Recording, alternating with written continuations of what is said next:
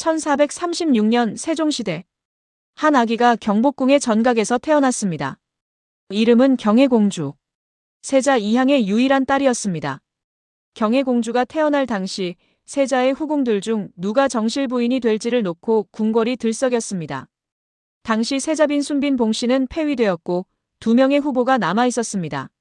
하나는 승위 홍씨, 또 하나는 양원권 씨였습니다. 세종대왕은 이렇게 말했다고 전해집니다. 세자는 홍씨를 더 좋아하지만 권씨는 홍씨보다 나이도 많고 품계도 더 높다. 무엇보다 이미 세자의 딸을 낳았으니 나중에 아들도 낳을 수 있지 않겠는가. 결국 권씨는 세자빈으로 책봉되었고 경혜공주는 평창군주라는 신분으로 격상되었습니다. 그러나 어머니 현덕왕후는 1441년 경혜공주의 동생 단종을 낳은 후 산후병으로 세상을 떠났습니다. 경혜공주는 6살 어린 나이에 어머니를 잃었습니다. 경혜공주는 세종과 문종 모두의 사랑을 독차지하게 되었습니다. 아버지 문종은 딸바보였습니다. 어머니 없이 자라는 딸을 위해 그는 할 수 있는 모든 것을 해주었습니다. 그리고 경혜공주는 할아버지 세종의 눈에도 더없이 소중한 손녀였습니다.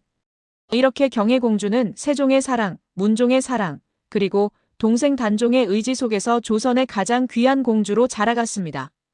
그녀는 왕실의 외동딸로서 모든 것을 가진 것 같았습니다. 1450년 경혜공주가 16세가 되었을 때 혼사가 결정되었습니다. 신랑은 해주정씨 가문의 정종이었습니다. 조선시대 왕녀의 혼인 정년기는 보통 13세였는데 경혜공주는 왜 이렇게 늦은 나이에 혼인하게 되었을까요? 역사가들은 여러 가지를 추측합니다. 아버지 문종을 위해서 혹은 어린 동생 단종을 위해서 경혜공주가 스스로 혼인을 미룬 것은 아닐까? 아니면 할아버지 세종의 건강이 안 좋아져서였을까? 어느 것이 맞든 경혜공주는 이미 어린 나이부터 왕실의 의무를 느끼고 있었던 것으로 보입니다. 혼인 결정 후 겨우 2달도 되지 않아 할아버지 세종이 승하했습니다. 나이 36세, 아직 미숙한 딸을 남겨두고 세종의 죽음 이후 아버지 문종이 조선의 새로운 임금이 되었습니다. 경혜공주는 이제 단순한 세자의 딸이 아니라 왕의 딸, 진정한 공주가 되었습니다. 문종은 딸을 위해 최고의 것을 마련해 주었습니다. 양덕방이라는 서울 최고의 부자 동네에 화려한 공주방을 지으면서 수십 채의 민가를 헐어야 했습니다. 오늘날 강남의 최고급 주택가 수십 채를 헐어 딸의 저택을 지어주는 것과 같은 규모였습니다. 문종이 아무리 큰 집을 지어주고 싶었던 것은 딸의 귀함 때문만은 아니었을 것입니다. 어머니 없이 홀로 자란 딸을 위해서, 그리고 이 궁궐에 혼자 남겨질 어린 아들 단종을 위해서 자신의 딸과 아들이 서로 의지하고 살아가도록 하려는 아버지의 마음이 담겨 있었던 것입니다. 그러나 문종의 통치는 길지 않았습니다. 왕위에 오른 지 겨우 2년 후 아버지는 세상을 떠났습니다. 경혜공주는 이제 18세의 젊은 여인이 되었습니다. 그리고 막 12세가 된 동생 단종이 새로운 왕이 되었습니다. 아버지를 잃고 형제자매가 자신 하나인 어린 왕. 단종이 느꼈을 외로움과 두려움은 어땠을까요? 궁궐은 너무나 크고 외로운 곳이었을 것입니다. 단종은 궁궐을 떠나 누나 경혜공주의 집에 가는 것을 좋아했습니다. 신하들의 기록에도 주상께서 영양위의 집에서 지내시는 것을 편안해 하신다는 내용이 남아 있습니다. 의지할 가족이 단 하나밖에 없는 어린 왕에게 경혜공주는 어머니이자 누나이자 아버지였던 것입니다. 두 형제자매는 함께 시간을 보냈습니다. 이 순간이 그들의 인생에서 가장 행복한 시간이었을 것입니다. 아무도 모르고 누구도 방해하지 않은 채로. 그러나 궁궐의 어둠 속에서는 또 다른 일이 벌어지고 있었습니다. 단종의 숙부 수양대군. 그는 조용히 권력을 모으고 있었습니다. 계유정난 당시에도 단종은 경혜공주의 집에 머무르고 있었습니다. 이 때문에 수양대군이 이끈 소수의 무례배들만으로도 경혜공주의 집을 장악하여 단종을 쉽게 확보할 수 있었던 것입니다. 1455년 10월 조선 역사를 뒤흔들 사건이 일어났습니다. 후세의 역사가들은 이를 계유정난이라고 불렀습니다. 정변, 쿠데타였습니다. 수양대군은 먼저 단종을 지지했던 세력들을 제거하기 시작했습니다. 김종서와 그의 아들, 그리고 다른 신료들이 숙청되었습니다. 그리고 수양대군은 경혜공주의 집으로 향했습니다. 소수의 무례배들만으로도 이 저택을 장악할 수 있었던 것은, 혹은 더 정확히 말하면 아무런 저항도 없었던 것은 이곳이 궁궐이 아니라 한 공주의 사저였기 때문입니다. 형제자매의 평온한 일상은 이렇게 깨져버렸습니다. 단종은 상왕으로 물러났고 수양대군이 새로운 왕 세조가 되었습니다. 단종을 지지했던 모든 사람들이 신분에 관계없이 숙청되었습니다. 경혜공주의 남편 정종도 예외가 아니었습니다. 그는 유배를 가게 되었습니다. 자신의 남편이 유배를 가고 동생이 권력을 빼앗기는 상황 속에서 경혜공주는 심한 병에 들었습니다. 아마도 진짜 병이었을 수도 혹은 절망감에서 비롯된 것이었을 수도 있습니다. 하지만 경혜공주의 이 병은 실은 일종의 시위였습니다. 그녀는 세조에게 메시지를 보냈습니다. 이 상황이 해결되지 않으면 나는 이렇게는 못 산다. 심지어 극단적 선택도 할 수 있다는 강력한 신호였습니다. 세조는 깜짝 놀랐습니다. 만약 자신의 조카딸이 극단적 선택을 한다면 명분 없이 쿠데타를 일으킨 자신은 엄청난 비난을 받을 것이었기 때문입니다. 그는 즉시 약과 의사를 보냈고 정종의 유배지를 더 가까운 곳으로 옮겼습니다. 경혜공주의 뜻밖의 회복으로 세조는 매우 당황했고 정종의 유배는 또다시 전전했습니다. 결국 그들 부부는 함께 수원으로, 통진으로 유배를 떠나게 되었습니다. 이때 경혜공주는 겨우 21세였습니다. 유배지에서도 경혜공주는 남편을 따랐습니다. 왕의 딸로서의 신분도 경주에서의 안락함도 포기하고 모든 것을 버리고 따라간 남편이었습니다. 혼인 6년이 지났습니다. 그동안 경혜공주는 아버지와 할아버지 그리고 어머니의 죽음을 겪었습니다. 경혜공주는 유배지에서 처음으로 아들을 낳게 됩니다. 이름은 정미수였습니다. 아들의 탄생은 경혜공주에게 새로운 의미를 주었습니다. 비록 남편이 죄인이고 동생이 왕이 아니어도 자신에게는 지켜야 할 생명이 있다는 것. 이것이 그녀가 살아가는 이유였습니다. 그러나 1456년 새로운 비극이 찾아왔습니다. 사육신 사건이 터진 것입니다. 단종을 복위시키려던 신하들이 거사를 계획했고 그 과정에서 상왕 단종도 이를 알고 있었다는 진술이 나왔습니다. 이는 정종과 단종 모두에게 극도로 불리한 상황이었습니다. 정종의 모든 재산이 몰수되었습니다. 그의 종들도 모두 지방의 관노로 쫓겨났습니다. 세조는 정종과 단종 사이의 모든 연결고리를 끊고 싶었던 것입니다. 경혜공주는 다시 유배길에 올랐습니다. 이번에는 전라도 광주입니다. 더 멀리, 더 외로운 곳입니다. 광주의 유배지는 통진과 달랐습니다. 집 주변에는 높은 담장과 난간이 둘러쳐져 있었고 감시병들이 항상 지켜보고 있었습니다.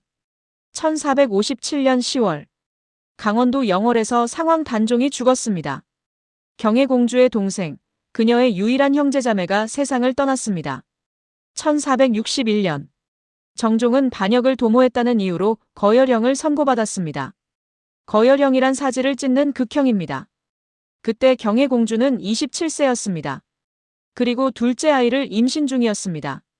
남편이 극형에 처해지는 그 순간 그녀는 새로운 생명을 품고 있었던 것입니다. 부모도 없고 동생도 없고 남편도 뺏겨갔습니다.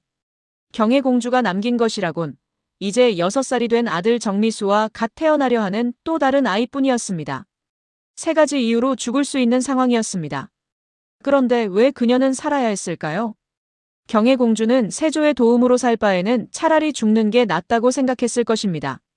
그럼에도 불구하고 살아야 한다고 생각한 것은 당시 6살, 1살이 된 자신의 어린 자식들 때문이었습니다. 어머니로서 어린 자녀들을 두고 죽을 수는 없었으나 그렇다고 혼자 아이들을 키우기도 힘들고 무엇보다 아이들의 미래를 위해서는 세조의 도움을 받을 수밖에 없었을 것입니다.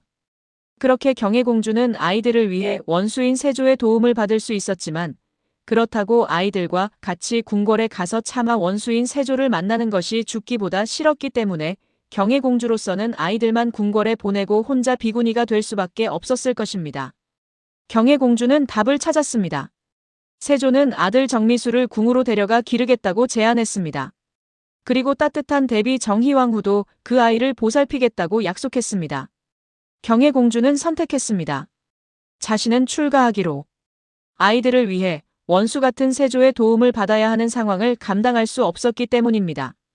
세조의 궁궐에 들어갈 수 없었습니다. 그곳은 자신의 아버지와 자신의 동생이 죽은 곳이기도 했기 때문입니다. 원수의 소굴이나 다름없던 궁궐의 자식들을 맡긴 것은 어머니 현덕왕후의 친정도비이며 경혜공주의 유모였던 백어린이의 도움이 컸습니다. 백어린이는 정희왕 후 윤씨와 함께 자식들을 위해 왕을 용서해야 한다라고 설득했을 거라고 추측됩니다. 경혜공주는 27살의 나이에 정업원에 출가했습니다. 딸을 출산한 후 경혜공주는 27살의 나이에 정업원에 출가하여 비구니가 되었습니다. 극락을 부르는 연불소리 속에서 세상의 모든 슬픔을 놓기 위해 당시 몹시 가난하여 세조가 노비를 돌려주고 내수사로 하여금 집을 지어주게 했다는 기록이 사관에 의해 작성되었습니다. 그 후 4년이 지났습니다. 아들 정미수가 10살이 되던 해 경혜공주는 절을 나왔습니다. 이는 역사의 기록에는 상세히 남지 않았지만 실록과 왕실의 기록들이 이 사건이 실제로 일어났음을 증명합니다. 경혜공주는 아들을 데리고 세조를 찾아갔습니다. 그것은 아마도 단판을 짓기 위한 것이었을 것입니다. 어머니로서 아이의 미래를 위해 철천지원수 같은 세조와 만난 것입니다. 세조도 그 모성 앞에서는 말이 없었을 것입니다. 속마음이야 어쨌든 표면적으로는 세조의 세상을 인정한 것입니다. 그 후 몇 년이 더 흘렀습니다. 세조가 죽고 예종이 죽었습니다. 그리고 아들 정미수와 함께 자란 자을산군이 새로운 왕 성종이 되었습니다. 성종 즉위 후 정미수가 조정의 벼슬을 하게 되자 많은 신하들이 반대했습니다. 그는 영모죄인의 아들이었기 때문입니다. 하지만 성종은 단호했습니다. 이것이 세조의 뜻이며 그 유언을 따르겠다고. 아들의 미래가 정해졌습니다. 죄인의 아들이 아닌 역사 속의 한 인물로서 인정받는 순간이었습니다. 그것은 경혜공주가 원했던 모든 것이었습니다. 어린 아들이 조정에서 벼슬을 하며 생활이 궤도에 오르는 모습을 보니 마음이 놓였던 것인지 아니면 더 이상 살 필요를 느끼지 못한 것인지 정미수가 돈영부 벼슬을 시작한 지 약 7개월쯤 후 경혜공주는 39세라는 젊은 나이로 한 많은 생을 마친다. 비극적이고 아이러니하게도 아버지 문종과 비슷한 나이에 사망했습니다.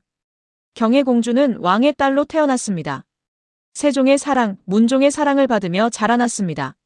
하지만 그녀가 가진 모든 것을 빼앗아갔던 사람도 왕실이었습니다. 아버지를 잃고 동생을 잃고 남편을 잃었습니다.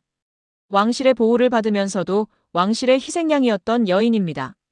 그럼에도 불구하고 경혜공주는 아이들을 위해 살아갔습니다. 어머니의 사랑이 얼마나 위대한 것인지를 그녀는 몸으로 보여주었습니다. 조선의 가장 비극적인 공주, 경혜공주. 그녀의 이름이 아직도 우리에게 전해진 것은 그녀의 삶이 누군가는 반드시 기억해야 할 이야기이기 때문이 아닐까요? 그녀의 이야기는 끝났지만 아이들을 위해 원수도 용서했던 그 모성의 가치는 지금도 그리고 앞으로도 영원할 것입니다. 내용이 도움이 되었다면 구독, 좋아요, 알림 설정 부탁드립니다. 감사합니다.